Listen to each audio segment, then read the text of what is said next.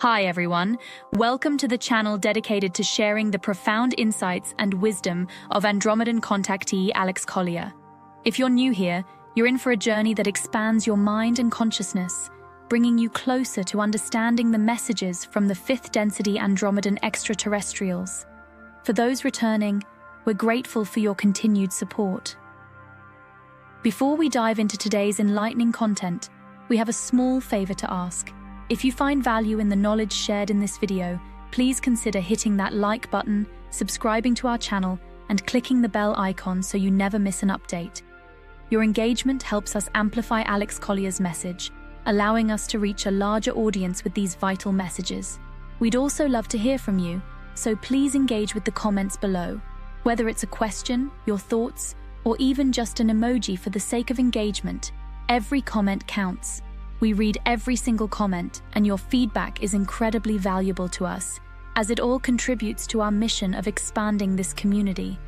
So please don't hesitate to leave your thoughts below. Additionally, if you'd like to support us further, consider giving a super thanks tip by clicking the heart with the $sign. This small gesture allows us to continue bringing you more of Alex's messages, unfiltered and directly from his lifelong experiences with the Andromedans. Today's video includes a compilation of several of the many important questions Alex Collier has received over the past few years, so please sit back, relax, and enjoy today's video.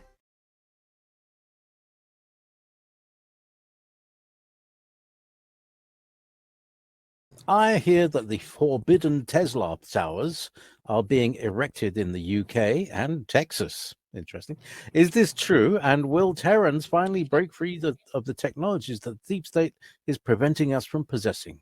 This would save many lives this winter.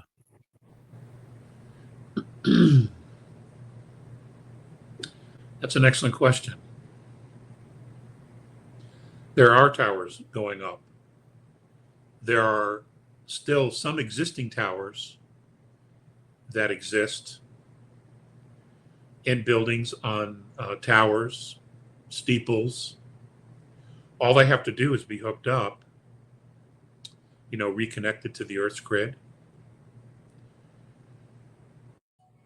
There is also technology such as the high wire electrical lines that could very easily be converted to antenna.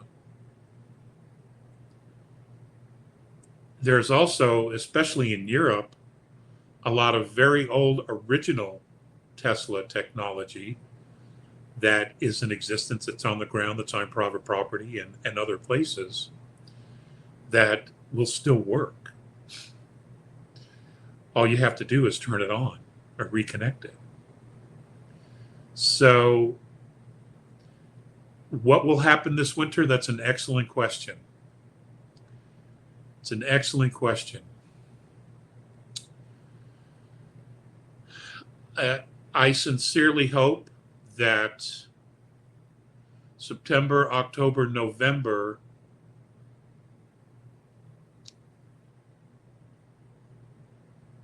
that there is a very genuine, benevolent move to protect humanity.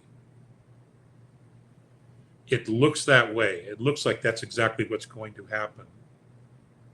But no one knows exactly how it's going to roll out, or no one exactly knows the plan, because it's probably just a handful, and at most maybe 10, that know everything. Because, this is real life chess. And you never show your enemy your moves ahead of time, ever. So we're just going to have to see. What we can all do, though, is try to help each other.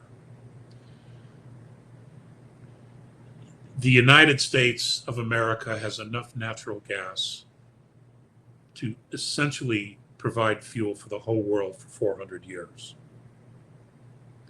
We have enough petroleum for 250 years.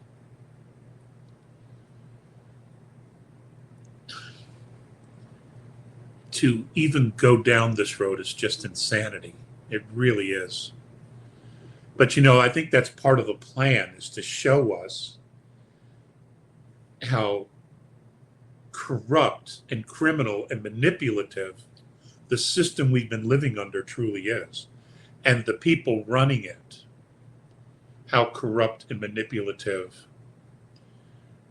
and anti-human their agenda truly is. That they would go out of their way to hurt so many people for no reason whatsoever. And I think once we all get that, once we all see that and it sinks in, that will change the way we do things. That will change the people we elect. That will be a paradigm shift of which there'll be no returning to being the obedient, compliant slaves that we have been. Most of us not even realizing that that's the role we were playing. So I think that that's all part of the strategy, is to make every single individual become totally self-confident and free to unconditionally be responsible for themselves without being coerced by some higher authority. And as we move into free energy, which may take 5 to 10 years, honestly, that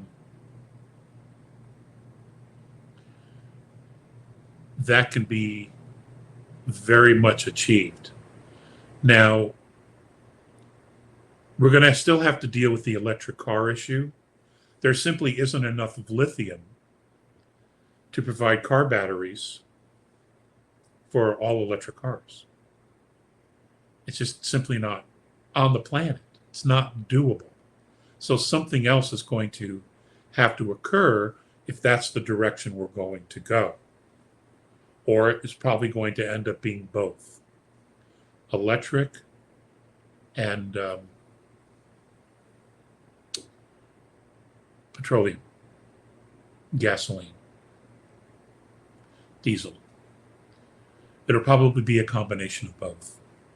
Now, with free energy, if the Tesla towers can get put up and everything goes as it could, we could put antennas on electric cars and you would be able to drive unlimited as long as the machinery continued to work. You would need maybe just a single battery in order to, if something were to happen, it gets you, off a freeway or to a shop, to a mechanics, or somewhere, a rest stop, or wherever it is. I mean, there's a million different scenarios. But there simply isn't enough lithium to do even 2 billion cars that are electric. It isn't here. So that plan is stupid to begin with. I mean, electric cars are great, but you got to be able to fix them. You got to be able to drive them. And battery technology is just not there yet.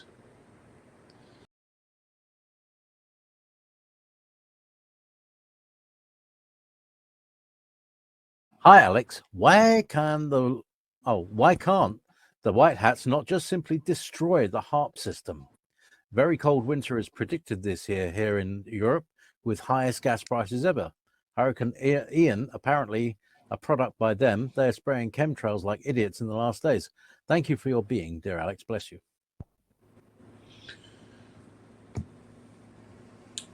That's an excellent question. A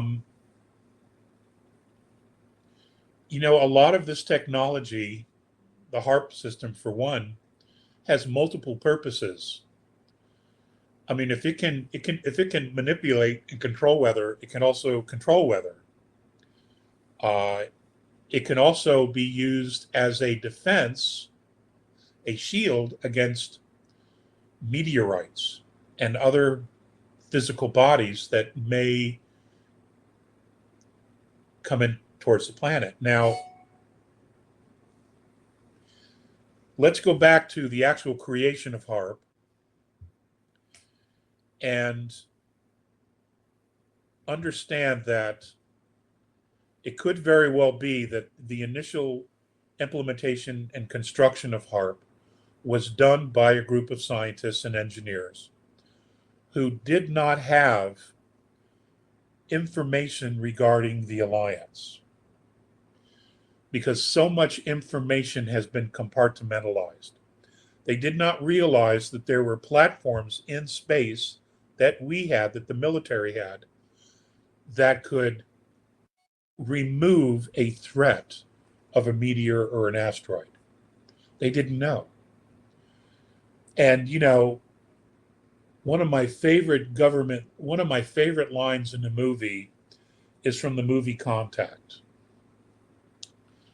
where they build the chair, and when the chair is blown up, there's a second one that was built. And the guy says, why build one when you can build two at twice the price? That's how governments think. They've always thought that way, you know. So that's probably the logic when they built HARP. I mean, there's more than one HARP. There's several HARPs around the world, by the way. So it could be that that is an antiquated technology, and maybe they will.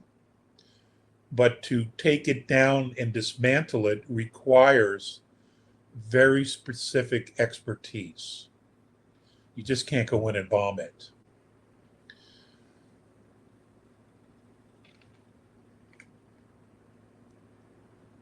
So maybe that's in the cards.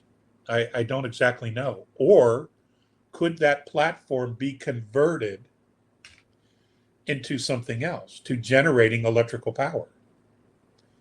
Upgrading it to Tesla specs and use it to generate electricity over 1/3 of the northern hemisphere. See, we don't know. We just don't know. So, you know, there's a lot of things that can happen with some of this technology. If it was built specifically for nefarious purposes, it will be dismantled. It will be completely taken apart and it'll be gone. But if there's another side to it, you know, why can't you upgrade it and use it for that? Like I just said, to generate electricity. CERN has multiple uses as well. One that's rarely talked about, and I've been hesitant to talk about, is the fact that it can be used for time travel.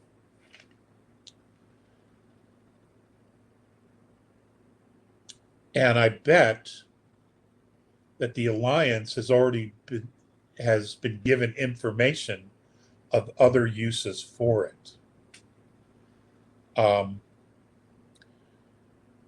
Several years ago, Mornay suggested that it could be used if Earth had to alter its rotation around the sun, around our star, that CERN had the potential for the planet to move itself, to jump from one place to another. Not huge, but just a little bit. For example, our sun is going through a hydrogen process. It's converting itself.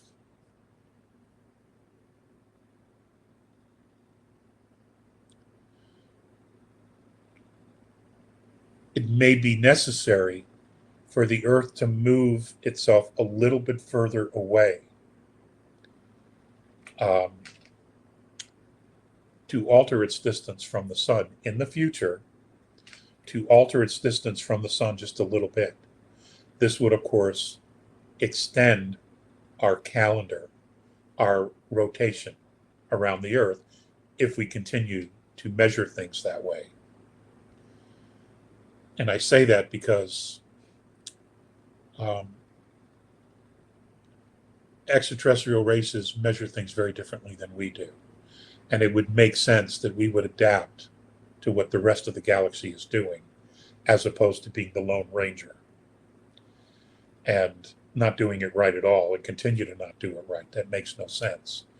But, that's a conversation for a later time.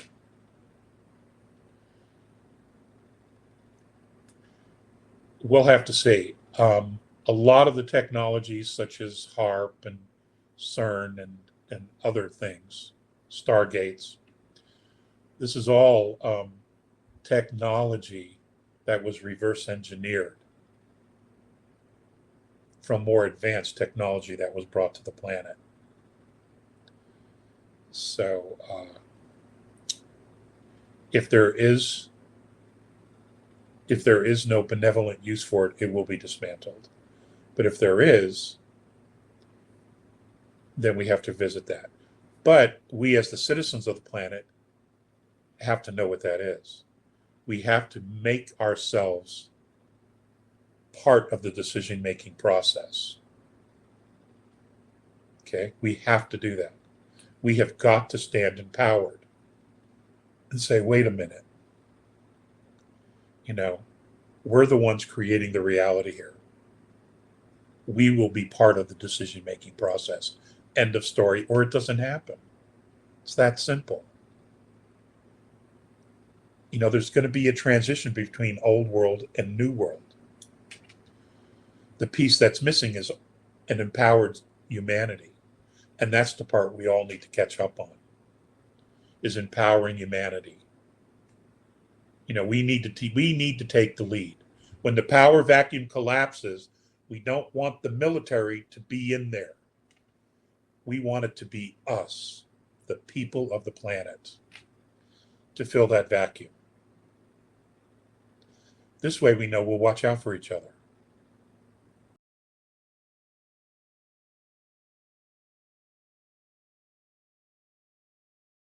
In your recent interview with Dr. Michael Sala said that Enki is back in our solar system. He gave the original Adamic 12-strand DNA to the Earth Alliance. When do you think we can expect to observe some action to be taken in connection with this original human DNA? Thank you for all much you're already doing.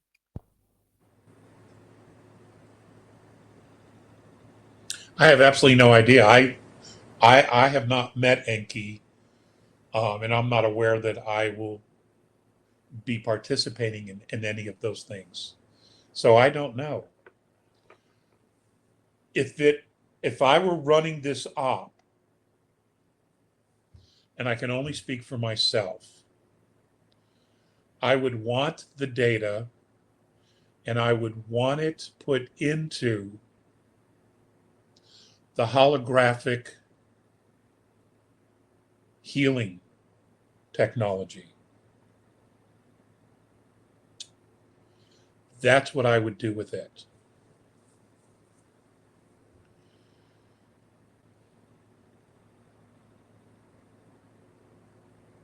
Now, I understand technology is a double-edged sword. The abuse of that technology has been in the hands of very low vibration maniacs.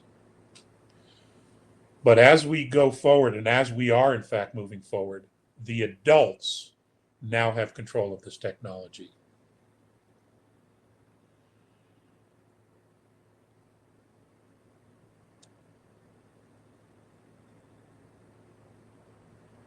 I've seen the technology, the holographic camera that the A's have. I've seen it work. I've seen it grow limbs. And then they, after a period of time, and I can't actually tell you how long that is because time is completely different in that realm.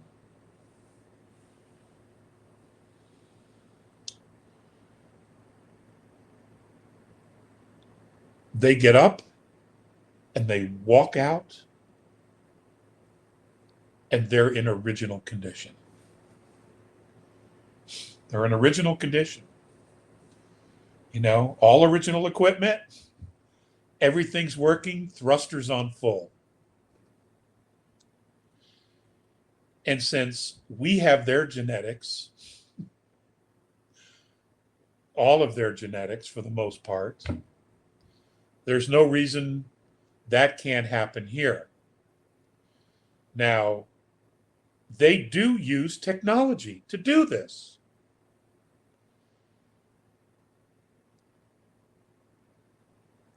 And there are those who are of the mindset that we don't need technology, that we should be able to heal ourselves. And I certainly get the natural healing process, allowing the body to do what it can to begin to heal itself. But does it always work? The answer is no. Sometimes the damage is so catastrophic that the body doesn't have the energy itself to heal.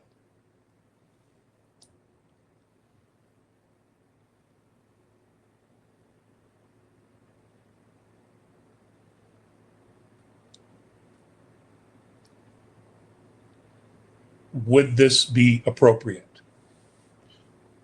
I feel we should have the opportunity to make that decision for ourselves.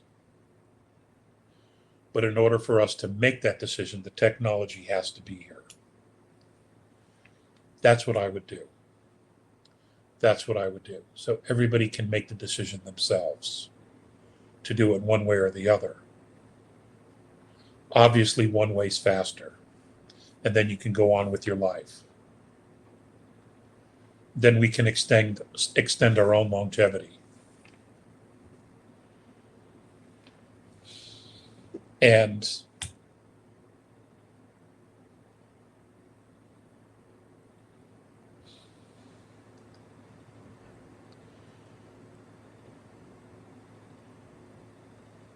that's all I got to say on that.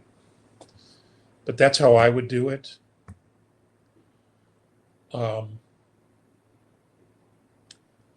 You know, the fifth dimensional physical bodies are different than our third density bodies.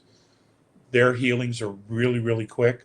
I don't know if it would be the same quickness here or if it would be over a period of time where the healing beds, the holographic healing beds, whatever you want to call them,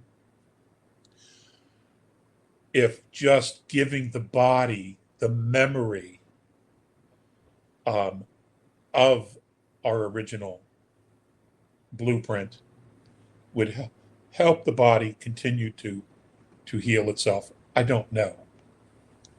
There's been so much manipulation of our DNA to keep us trapped. I just simply don't have those answers. But the Alliance wants to introduce this technology to us for a reason. For a reason. I would think if we didn't need it, they wouldn't introduce it. Now, again, there are those, it's all witchcraft, it's all dark.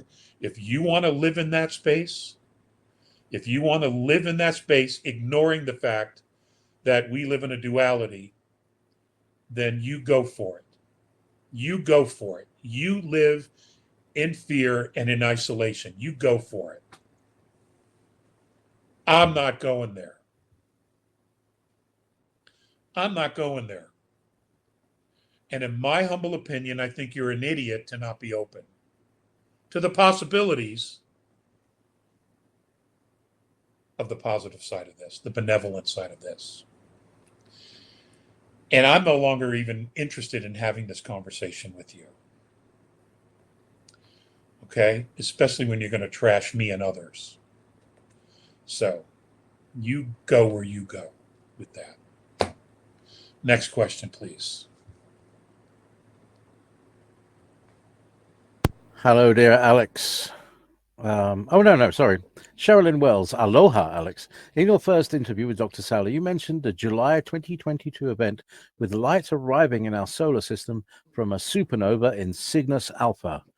I didn't notice anything, but perhaps you can explain further. Well, we did get impacted by gamma rays, very, very extreme gamma rays, which did show up in some way in the human residence. But you're right, there was no light passing through. I cannot explain it, and I simply don't have any more information. I do notice that it was interesting that the science aspect of everything, none of that was even addressed. Not the gamma rays. They never talk about the Schumann resonance. Only the Russians share that information. But you're right. You're absolutely right. It just came and went.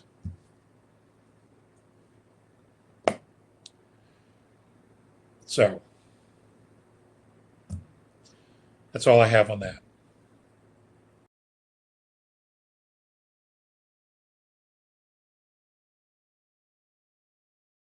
Did the Roman Catholic Church, asks Richard, insert two major inventions in the New Testament? One, access to God only through Jesus Christ and priests as our advocates to God. Two, drinking wine and eating bread, Eucharist, as a cannibalistic reptilian symbol during Jesus' Last Supper.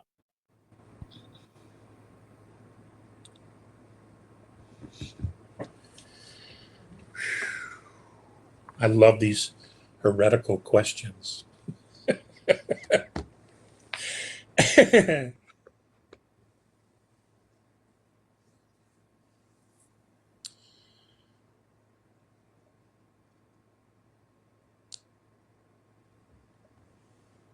Probably. We know that that both the Old Testament and New Testament have been rewritten and rewritten and rewritten and rewritten. We know that most of the story of Moses and Abraham was actually about the Chaldeans.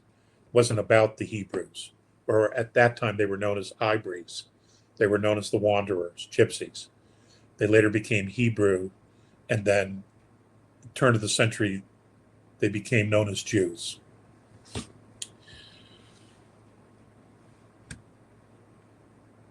The British Museum has the Sinai Bible. It is the oldest known Bible that we know of today in existence. It was put together in 500 AD, somewhere between 470 to 510 AD. They are deciphering it. And as they decipher it, they're putting it up on their website. So you'd have to go to the British Museum, type in the Sinai Bible, and somewhere on there they have what they've transcribed, what that says and what the King James says today. They have already found over 15,000 major discrepancies. Major discrepancies. And if you want to read the Naked Bible by Biglino, who was an archivist and a translator for the Vatican for 10 years, that will also help you come to the realization that the church had an agenda. They had an agenda. And that agenda was about control.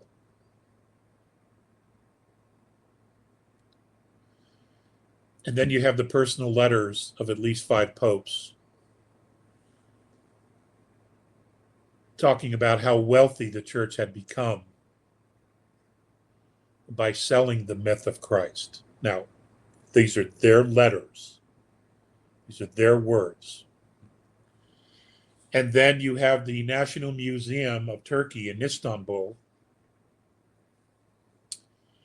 that for years showed a scroll written by a Grecian senator that was dated 33 AD, I believe it was, or 34 AD, of a talk given to the Greek Senate by one Apollonius of Tyana, aka Paul Saul of Tarsus. And it was, in fact, the Sermon on the Mount. And the Catholic Church for 900 years tried to steal it, buy it, whatever they had to do to get it out of the hands of Turkey. They still have it. They've never surrendered it. So, there's questions. But like most of our history that we know nothing about, it's been hidden, buried, stripped, burned. And what's interesting is that the same culprit keeps showing up when it comes to the destruction of our history. And that's the Vatican, the Catholic Church, the Roman Empire. They keep showing up doing this shit. That's a journey each one has to do individually if they're up to it. If they're up to it. Now, was there a Jesus? Yes. In fact, there were 3 that are prominently mentioned in history. Each one of them was remarkable.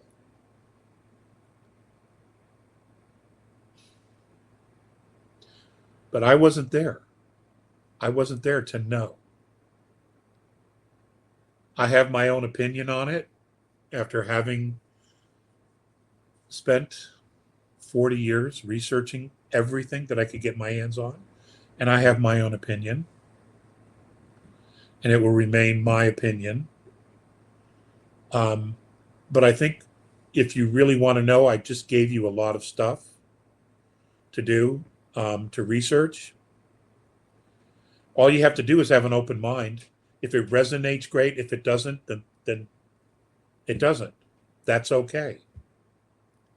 For those of you who are new to the call, if you want to catch up on the whole UFO ET thing, one of the best books you can start with is The Gods of Eden by William Bramley.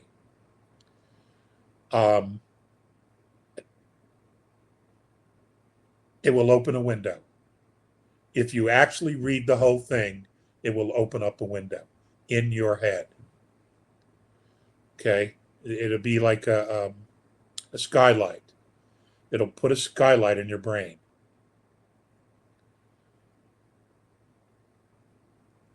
And right now, that'd be a good thing. Because there's a lot of things going on.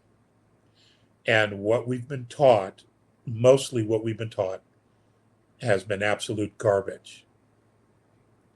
Thank you so much for watching today's video. If you found it insightful, please like the video, and if you haven't already, please subscribe to our channel and click the bell icon so you don't miss out on future updates. If you have any questions relating to today's video, please also leave them below. We read all the comments and take on board what our viewers have to say about Alex Collier's work.